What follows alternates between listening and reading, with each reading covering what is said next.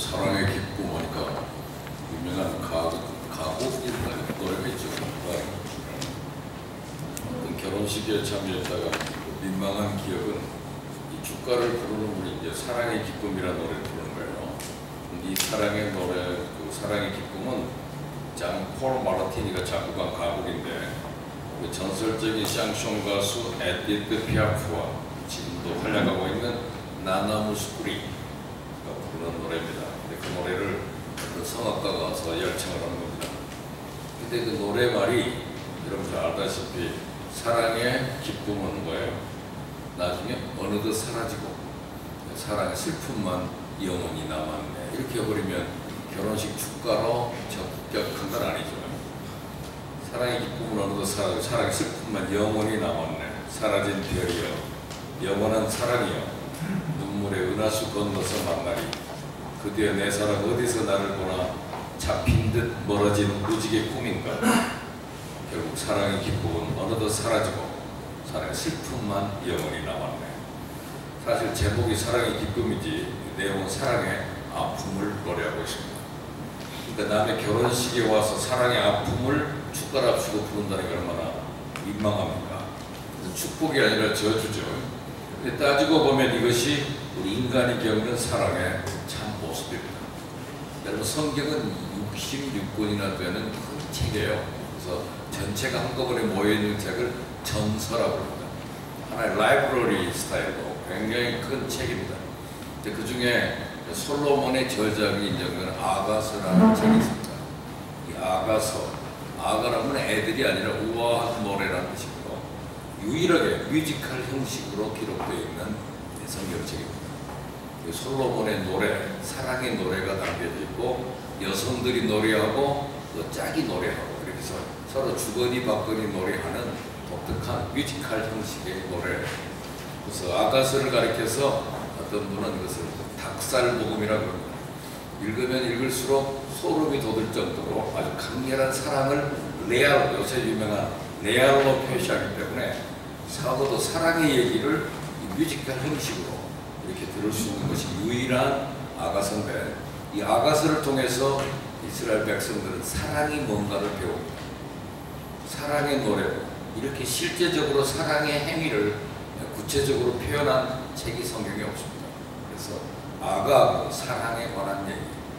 심지어 어떤 책은 그 솔로몬스 섹스 문제를 다루는 책이라고 해가지고 솔로몬의 섹스 이런 식으로 해서 책이 출판된 적도 있습니다. 그래서 적어도 결혼을 앞둔 사람들은 항상 이 아가서를 꼭 읽고 아가서를 이해해야 해요. 그래서 아가서 이스라엘 사람이 제일 소중히 여기는 책이고 이 책은 줄을 보니까 30세 이하는 보지 마시오 이렇게 되어 있습니다. 그러니까 그건 뭡니까? 상당히 30금 마크가 붙어 있는 거죠. 19금이 아니고 30세 이상 그 사람들이 보는 책으로 알려진 유명한 책이 아가입니다. 그 아가서의 오늘 첫 소절이 오늘 본문의 내용이에요. 근데 거기에 저는 오늘 사랑의 기쁨이라는 걸 좀 다루려고 하는데 아까 우리가 불렀던 복음송가 유명한 전주영곡이죠. 사랑은 언제나 오래 참고 사랑은 언제나 오묘하며 여기서 말하는 사랑이라는 단어는 우리 한국 사람에겐 사랑이라는 말이 생각을 많이 한다. 사량이라는 말이 단모음화돼서 사랑이라고 했다고 그래요. 근데 생각의 양이 많아지면 그 사람 생각이 가득 차 있다 그죠? 그래서 머릿속에 그걸 고이게 되면 우리 국문학에서는 그것을 괴다, 사랑하다 그 말을 머릿속에 생각이 고여있는 것이니까 괴다. 그래서 유명한 삼오곡에 보면 호미도 나리언 말하는 낫같이 들리도 없다. 그러면서 나중에 어머님같이 괴식이 없애라 그런 말이 있습니다. 괴다. 근데 헬라 사람들에게는 사랑이라는 말이 다양한 표현으로 나타납니다. 여러분 잘 알다시피 사랑은 뭐야? 짜릿한 것. 그것은 에로스의 사랑이죠. 에로틱한 사랑입니다. 에로물이죠. 근데 에로는 인간에게 누릴 수 있는 시간이 정해져 있어요. 그냥 18개월이면 그 유효기간이 끝난다고 해요. 사랑은 18개월 그 짜릿한 느낌을 가지고 유지할 수 있는 기간이 18개월인데 좀 덤덤한 사람은 한 3년 정도 3년쯤 간데 그 다음에는 사랑이라는 게 없어져 버린다는 거죠. 그래서 결국은 사랑의 기쁨은 어느덧 사라지고 사랑의 슬픔만 남는 것은 에로스의 사랑입니다. 근데 또 다른 사랑이 있는데 우정으로 넘겨가는 사랑입니다. 사랑이 우정으로 바뀌면 우정은 필로스라는 단어를 사용했어요. 우정의 사랑. 예수님이 베드로한테 물어봐서 너 나를 아가페로 사랑할 수 있니? 그랬더니 저는 당신을 우정으로밖에 사랑 못합니다. 그 다음에 나오는 사랑은 아가페 사랑이라고 많이 들어보셨죠? 아가페. 오늘 여기 나오는 사랑은 전부가 원어는 아가페라고 번역되어 있습니다. 아가페는 남을 존중해주는 사랑입니다. 상대방의 인격을 무시하지 않고 항상 존중심이 담겨있는 사랑, 그것을 아가페라고 해요. 여러분, 거지도 함부로 대하다가 다칩니다. 그 누구도 함부로 대할 사람은 아무도 없어요. 그들을 우리가 소중히 대할 때, 남을 돕는다 할 때라도 인격적인 존중심을 가지고 낮은 자에게 공손할 때 그것을 아가페라고 해요. 그리고 또 한 가지 사랑은 스톨케라고 하는 사랑이 있습니다. 가족 간의 사랑이죠. 집에서는 싸우지만 밖에 나가면 절대 그것을 드러내지 않고 보호해주고 지켜주는 가족 간의 사랑은 스톨케인데, 사랑의 다양한 표현 중에서 아가페 사랑, 그것이 가장 소중한 사랑입니다. 존중심이 담겨있는 사랑. 부부가 싸우더라도 상대방의 치명적인 약점을 건드리지 않고 상대방의 인격을 존중해주면서 약간의 말다툼이 있을 수는 있어요. 그래서 상대방을 존중해주기 때문에 그 사랑은 좋은 사랑입니다.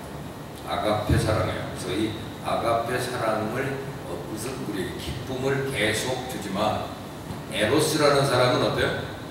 짜릿한 것 같지만 그것이 어느덧 세월 시간이 흐르면 상처로 남는다는 사실을 여기 가르치기 때문에 세상에서 부르는 사랑의 기쁨은 사라지고 슬픔만 남았다. 상처밖에 남질 않아요. 그러나 진짜 사랑, 그 사랑은 영원한 기쁨을 우리에게 주기 때문에 사랑의 기쁨을 오늘 좀 소개하려고 합니다. 많은 사람들이 사랑에 대한 오해, 신화들이 많다고 그래요.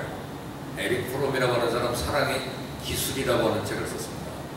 사랑이 이 아트예요. 일종의 기술로. 사랑하는 법을 몰라요. 여러분, 사랑을 하는 거지 자꾸만 사랑을 받고만 싶어하고 나도 사랑 좀 해봤으면 좋겠다고 그러는데 사랑이 뭔지를 몰라서 그래요. 사랑을 하는 거예요. 그래서 여기는 두 가지 얘기를 다루게 됩니다. 사랑하는 기쁨, 또 한 가지는 사랑받는 기쁨. 이 두 가지가 큰 기쁨이 되는 거죠. 그래서 아갑서라고 하는 이 책에는 본능적으로 아주 건강한 두 남녀 연인 사이에 이루어지는 시적인 대화 형식을 띠고 있습니다. 두 여인이 주고받는 사랑의 고백 안에 저들이 맛보는 불같은 사랑의 기쁨이 담겨 있습니다. 이 아가서는 미국부터 3000년 전에 기록된 책입니다. 그런데 이 아가서의 독특한 점은 여자가 먼저 사랑을 고백한다는 것으로 시작이 됩니다. 당시 여자들은 사회적인 지위가 남자의 소유물처럼 여겨지던 때고 남자가 쉽게 여자를 버릴 수도 있던 때입니다. 이럴 때 여자가 먼저 사랑을 고백한다는 것은 정말 놀라운 얘기입니다. 게다가 고백이 얼마나 적극적인지 몰라요. 2절 3절 보니까 내게 입맞추기를 원하니 내 사랑이 포도주보다 나음이로구나. 내 기름이 향기로워 아름답고 내 이름이 쏟은 향기름 같으므로 처녀들이 너를 사랑하는구나. 우리가 말을 들고 우리말로 좀 번역할 때도 쉽지가 않아요. 내게 먼저 키스해달라고 먼저 요구하는 거예요. 당신 몸에서 이렇게 냄새가 좋아. 그러니까 사람들이 당신을 좋아할 수밖에. 이러니 온갖 처녀들이 당신을 좋아하지 않겠어요? 이렇게 말하는 언어예요. 굉장히 언어가 적극적이고 상대방에게 빨리 어필될 수 있는 언어를 사용합니다. 우리는 서로 사랑한다고 하면서도 사랑을 표현하지 않는 두 남녀의 사랑. 우리나라 사람들이 하는 갑돌이와 갑순이 얘기죠. 그래서 두 사람을 줄여서 갑갑한 사랑이라고 해요. 갑갑한 사랑. 그 사람이 나를 사랑했는지도 몰랐대요. 서로 깝깝한 데서는 사랑의 표현을 여성이 먼저 제시한다는 사실입니다. 여러분, 사랑은 여자가 먼저 사랑을 고백하는 거예요. 그 사람이 나한테 말할 때까지 난 가만히 있어야지. 그러면 영원히 놓쳐서 삽니다. 사랑은 적극성이에요. 자기가 먼저 하는 거예요. 우리 그 옛날에 교회 처녀 하나가 지금 68년생이니까 나이가 많이 먹었죠, 이제. 교회 다닐 때 어떤 남자친구를 하나 데리고 왔더라고요. 나를 왔는데 아주 남자가 근사하게 생겼어요. 내가 누구야? 그랬더니 직장이 기사인데 사람이 참 좋대요. 교회 다니자고 그래가지고 한번 같이 나왔대요. 나왔는데 그래서 그 남자가 마음에 들어 그랬더니 좋아요. 그런데 다른 처녀들이 다 그 사람을 다 노리고 있대. 그래서 이게 접근을 못한다고 그래서 그러면 먼저 선정을 해야지. 뭘 자꾸만 좋은 사람인데 데리고 와서 같이만 안 됐으면 어떡해? 그랬더니 어떻게 해야 돼요? 그런 거 가르쳐주는 게 목사지. 그 노하우를 가르쳐줬죠. 그래서 결국은 제가 줄에 서서 결혼했어요. 그 빨리 선점을 해야지. 그렇게 한참 다른 사람들이 다 좋아하게 내비두어. 저렇게 괜찮은 사람 같으면 누가 만나서 사람 괜찮은 사람 만나보면 다 짝이 있어요. 선점한 사람이 있다고. 그래서 먼저 사랑을 고백하는 여인의 적극적인 자세가 필요해요. 그래서 자기 보러 그 아는 여러 부서에 있는 사람들, 자매들 만나가지고 나 그 남자하고 약혼했다. 그게 미리 풀어버리라고 했어. 약혼은 마음으로 정했지 뭐 킥을 해야 됩니까? 그래서 미리 정했더니 여자들은 제일 처음에 그런 걸 딱 들으면 탁 털어지고 가버려요. 그래서 다 1차전에 날려버리고 제가 결혼식 주례했어요. 그 사람들 중국에서 살고 있는데 잘 살아요. 지금도 존댓말에 둘이 68년생이고 남자는 64년생 둘이 지금도 끝에 이름 부르면 누구씨 누구씨 하면서 닭살 사랑 그러는데 잘해요. 사랑은 기술이에요. 근데 성경에는 항상 여자가 먼저 사랑을 고백하는 것으로 시작됩니다. 왜냐하면 사랑하는 것이 기쁨이니까요. 자기가 그 사람을 사랑하는 거예요. 사랑할 때는 먼저 사람을 적극성을 띄우는 거죠. 내게 입만 쳐라. 그리고 나는 이런 향기가 나니까 사람들이 당신을 좋아하지. 이렇게 말해줄 수 있는 여성이 세상에 얼마나 있겠어요. 사람들마다 냄새가 좋잖아요. 사람들마다 남자들도 특유의 향수를 사용하고 또는 자기들 스킨로션을 사용하기도 하는데 이 냄새 너무 좋다. 네가 많은 사람들이 당신을 좋아하지. 이렇게 말하고 있는 거예요. 2절 3절이.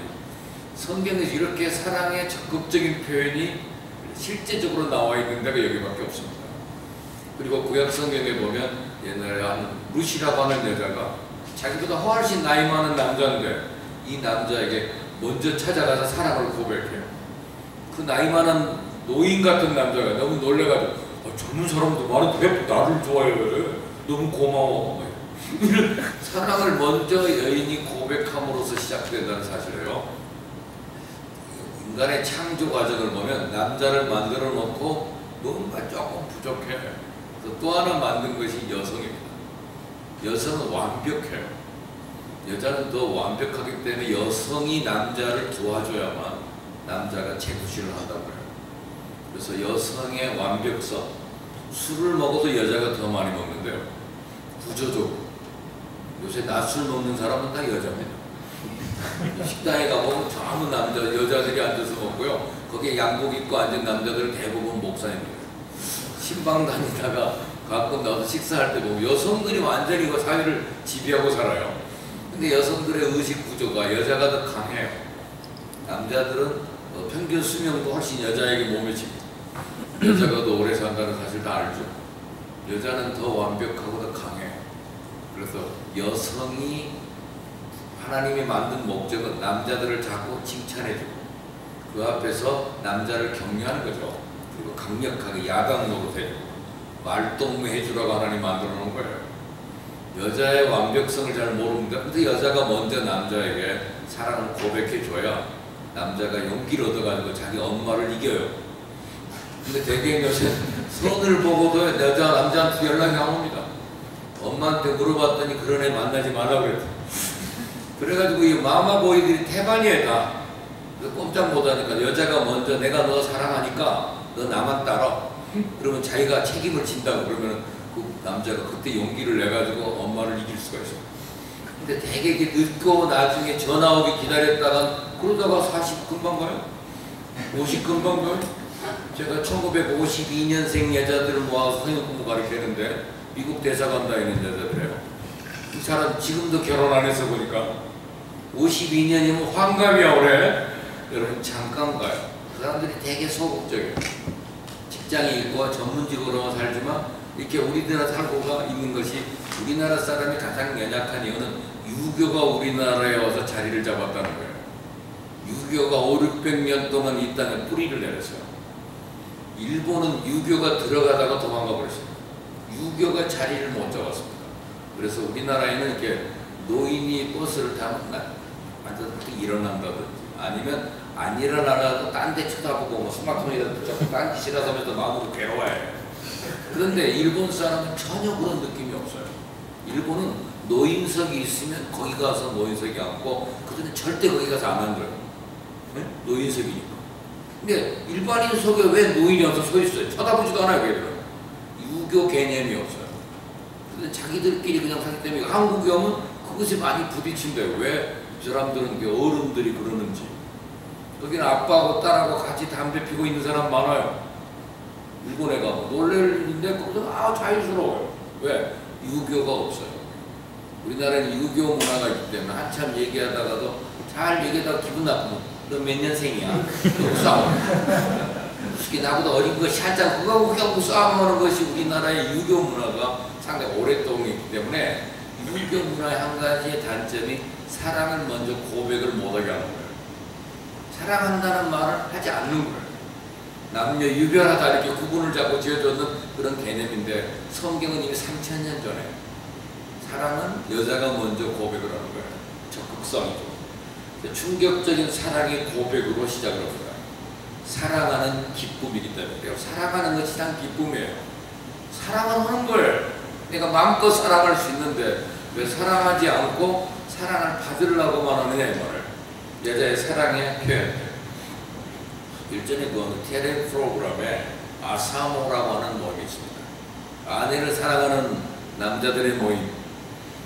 치매에 걸린 아내를 둔 남편들이 모여가지고 아내를 사랑하는 남편들의 모임을 만들었는데 아내가 이미 그 치매에 걸리고 나니까 외모가 다 망가질 대로 망가졌어요. 곁에서 돌봐주지 않으면 안 되니까 남편들이 직장을 그만두고 아내를 위할 시간을 헌신을 해요. 근데 어떻게 그렇게 지낼 수 있냐 그랬더니 아내가 너무 순수해진 것이 아름답다는 거예요. 내가 안 돌봐주면 누가 하게. 어떤 사람은 아내 때문에 직장도 일찍 퇴근하고 빨리 가서 챙겨줘야 되고 돌보는데 무지하게 행복하대. 그게 사랑하는 기쁨 때문에 사랑하는 기쁨. 그런데 아내를 그렇게 열심히 돌봐주는데 제일 섭섭할 때가 뭐냐면 잘 돌봐주거나 어느 날 갑자기 그래. 누구세요? 그런데 치매에 걸리면 누군지를 모르잖아. 한참 잘 웃다가 누구세요? 그러면 속에서 뒤집어지고 그러면서도 그 사람을 사랑하는 맛에 살아가고 있다는 모습입니다. 그래도 아내가 순수한 모습. 아내가 치매에 걸려 절이 되면 우리는 어떻게 할까? 모든 일을 다 접어두고 나도 저 아내를 뒷바자르는데 헌신할 수 있을까? 하는 생각을 가져올 정도로 이들의 모임은 상당히 의미 있는 모임으로 발전하는 것을 봤습니다. 왜냐하면 사랑하는 것은 기쁨이니까. 사랑의 기쁨. 그래서 사랑의 기쁨은 한순간이지만 아까 그 노래 속에 나와 있는 사랑은 에로스를 말합니다. 그 에로스는 사랑의 기쁨이 나중에 뭘로 돼요? 슬픔으로, 상처로 변해버립니다. 그런데 진짜 사랑, 이혜인이라고 하는 수녀가 쓴 시가 있습니다. 사랑의 기쁨. 일을 하다가도 자꾸만 웃고 싶은 마음, 혼자 있으면서 세상을 다 가진 듯 충만한 마음, 누가 시키지 않아도 자꾸만 뭘 주고 싶고 나누고 싶은 마음, 아픈 것도 내색 않고 끝까지 참고 싶은 마음, 장미를 닮은 사랑의 기쁨이겠지. 가시가 있어도 행복한 사랑의 기쁨이겠지. 희망은 깨어있네라고 하는 이혜인의 작품에 나와 있는 시입니다. 사랑의 기쁨. 옛날에 우리나라에 토요일날 주말 연속극으로 첫사랑이라고 하는 영화가, 드라마가 보인 적이 있어요.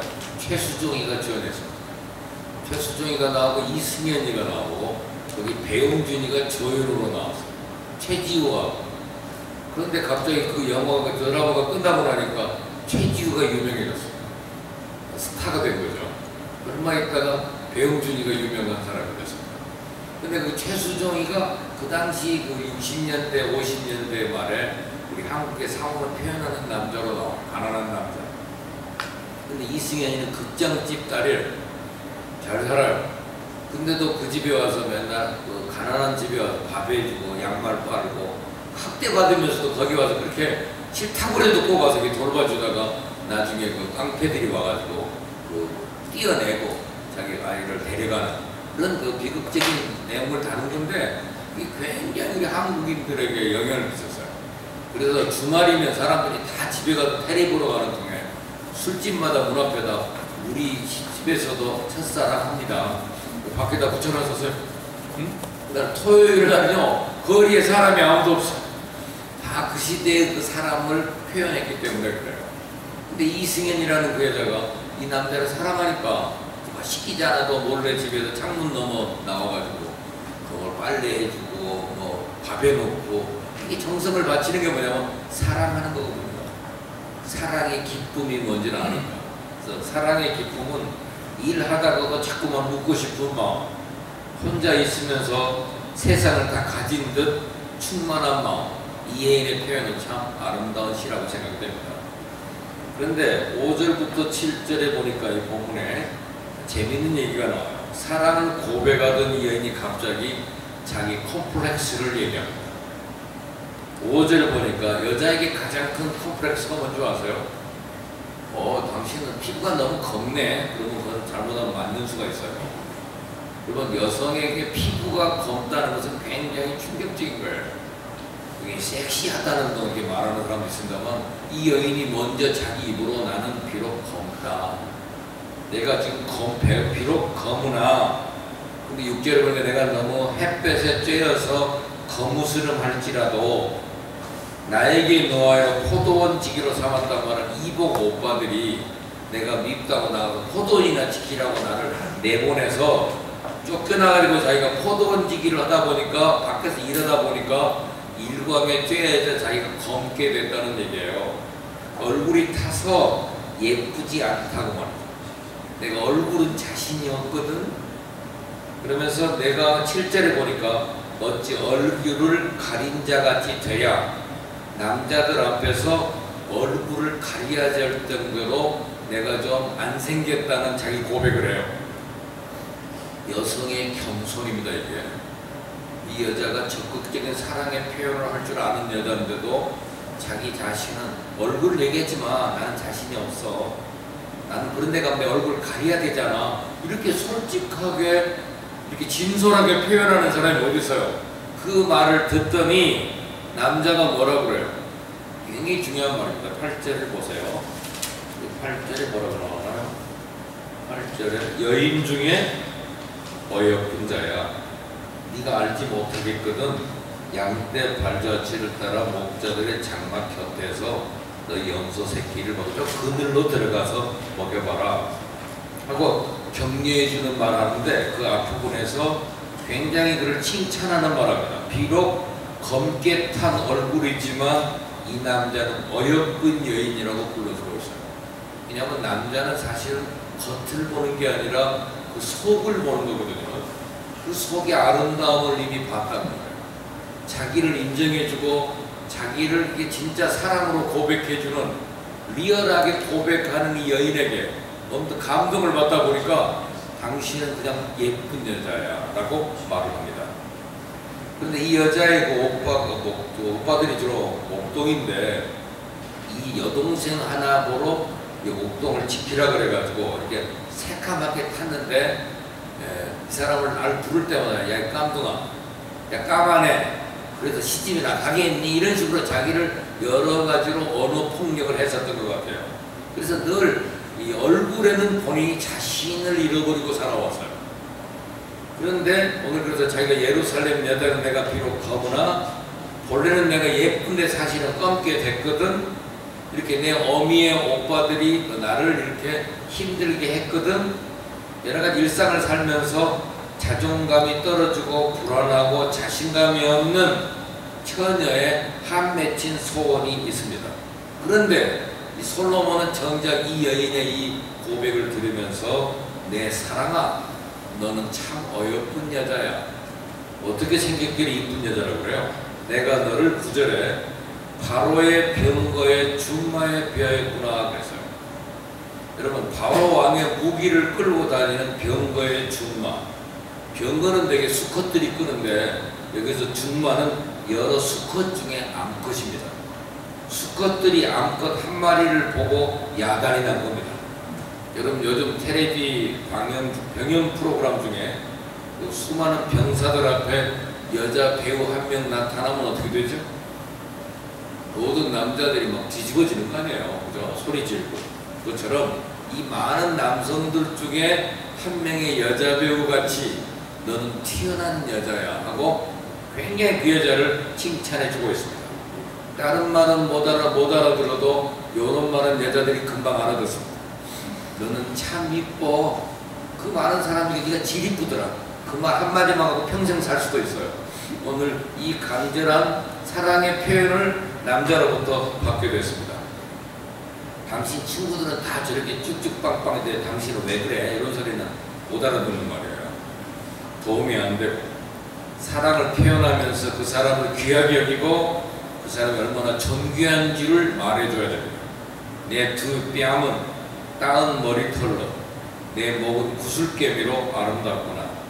우리가 너를 위하여 금사슬을 은으로 박아 만들어주겠다.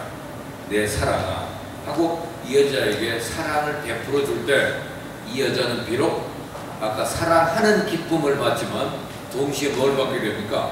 사랑을 받는 기쁨을 받게 됐습니다. 오늘 우리 시대의 사랑 얘기 가운데 중비한 결함이 바로 뭐예요? 사랑받는 기쁨이 빠져있다는 겁니다.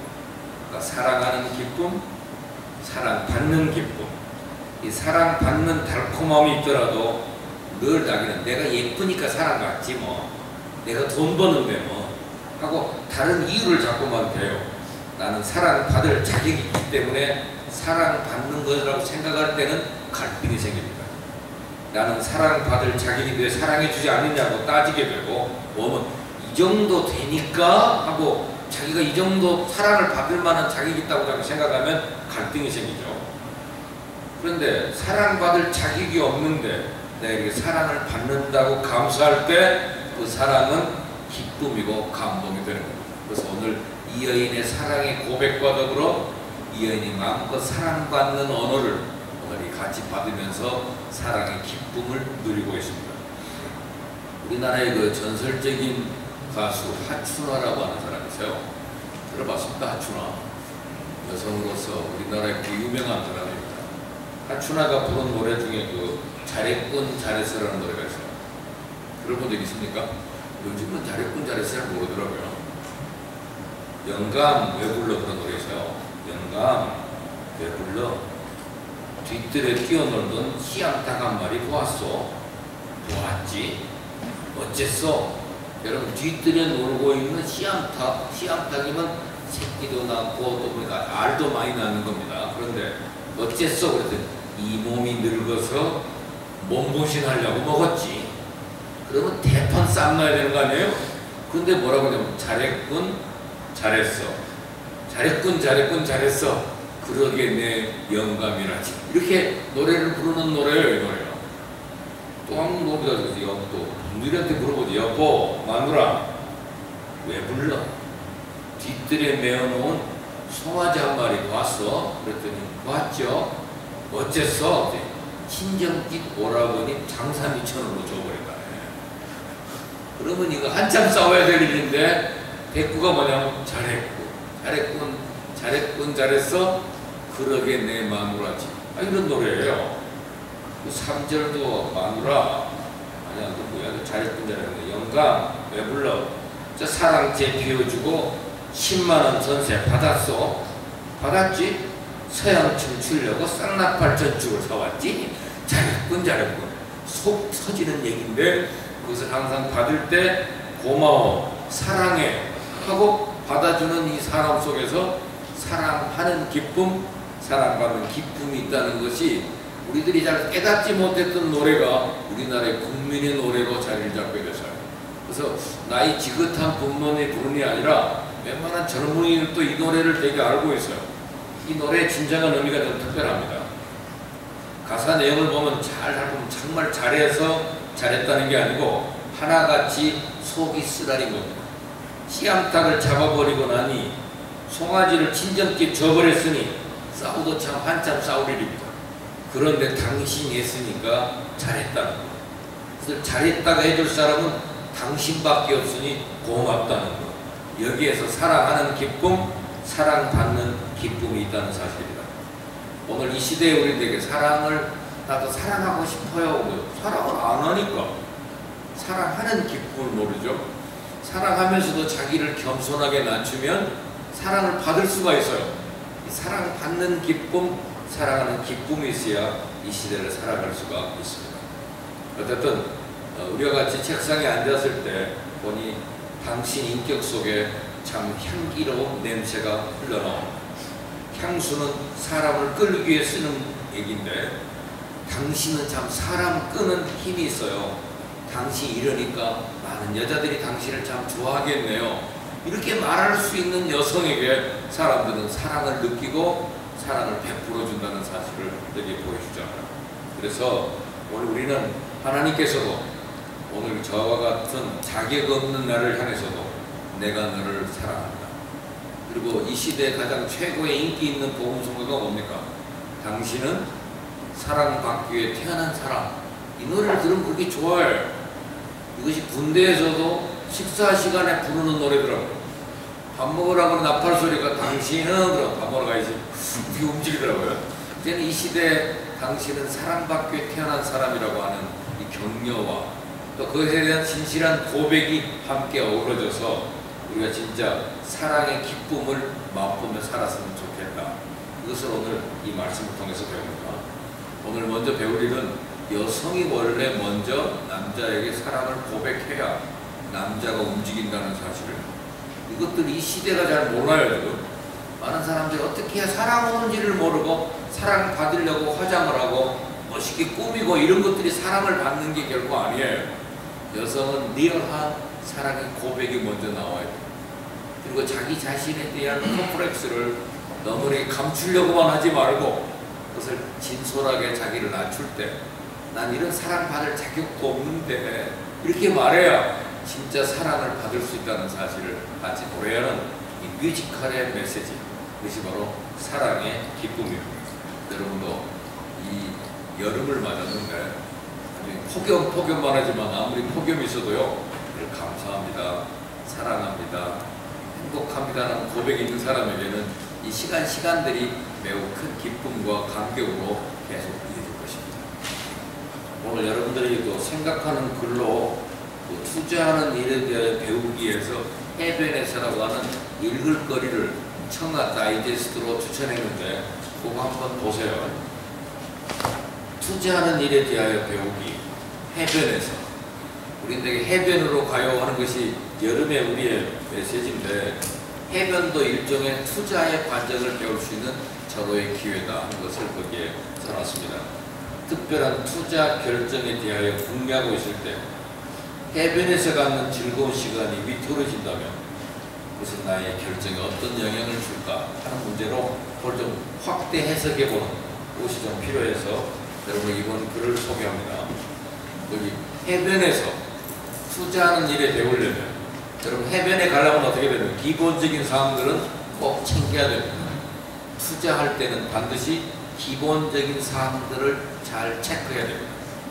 나의 여행 계획을 만들어 놓고 그것을 철저히 지킨다는 것, GPS를 설치하는 일, 정시에 출발하는 일, 이런 나름대로의 계획, 플랜이 필요하고 그 다음에 선텐이 우리의 목표라면 인내심을 가져라. 왜 위험 부담이 높은 신속한 선텐 방식을 지지하지는 않지만 화상을 입지 않을 위해서는 선텐을 하는 것처럼 우리는 어떤 사업을 위하여 투자할 때 인내심이 필요하다는 것, 그리고 단기적인 파도 패션을 무시하라. 그리고 나 자신을 다른 사람과 비교하지 말라. 그리고 만약 해변으로 가기로 했는데 비가 올 수도 있다는 사실, 비가 오는 며칠을 예상하라. 이렇게 함으로써 자기를 관리하는 경영 수칙을 거기다 제시하고, 맨 마지막에 그 잠언 21장 잠언 21장 5절 한번 제가 말씀으로 다루는데, 부지런한 자의 경영은 풍부함에 이를 것이나 조급한 자는 궁핍함에 이를 따름이니라 하는 말씀을 가슴에 새기고, 근면 휴가를 준비하든 일생을 위해 투자를 하든 그 자체에 보상이 있다는 사실을 기억하고, 여기서 해변으로 여행을 간다 단순한 생각에서 투자의 원리를 같이 나눌 수 있는 그 지혜를 같이 나눴으면 합니다. 자, 이제 말씀을 마치겠습니다.